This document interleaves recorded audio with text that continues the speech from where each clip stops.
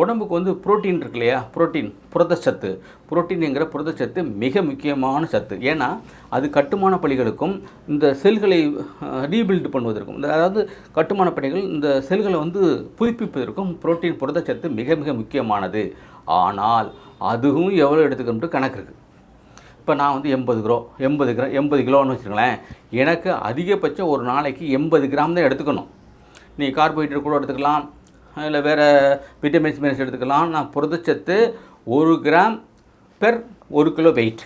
அப்போ நான் எனக்கு 80 கிராம் சொன்னால் 80 கிலோன்னு சொன்னால் 80 கிராம் தான் எடுத்துக்கணும். இதில் சப்ளிமெண்ட், அதாவது இணை உணவு, துணை உணவுன்னு சொல்லிவிட்டு நிறைய பேர் கொடுப்பாங்க. ரொம்ப ஜாக்கிரதையாக இருக்கணும். ஏன்னு கேட்டிங்கன்னா, நான் போனேன், இதில் என்ன கேட்டிங்கன்னா அவங்க பார்த்து குண்டாக இருந்தால் பிடிச்சிக்கிடுவாங்க. நம்மளை பிடிச்சிக்கிங்க வாங்க சார் அப்படிம்பாங்க. போய்ட்டு வெயிட்டு போட சொல்லுவாங்க. உங்களுக்கு வெயிட்டு இவ்வளோன்னு சொன்னால் உங்களுக்கு இவ்வளோ தான், உங்களுடைய ஹைட்டுக்கு இவ்வளோ தான் வெயிட் இருக்கணும், நீங்கள் 15 கிலோ கூட இருக்கீங்க, அதுக்கு இதை எடுத்துக்கிறங்க அப்படின்னு சொல்லுவாங்க.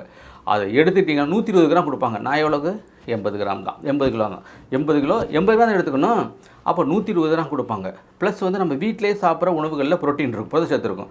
அது ஒரு 30 கிராம் வச்சுங்களேன். அப்போ என்னாச்சு, 120 × 30 150 கிராம் நீங்கள் இன்டேக் எடுத்துக்கிறீங்கள. இந்த 80 கிராம் போக பாக்கி 70 கிராமை நம்முடைய சிறுநீரகங்கள் தான் பிரித்து அனுப்பணும். இப்படி பிரித்து அனுப்புறதுல சிறுநீரகங்களை டேமேஜ் பண்ணிடும்.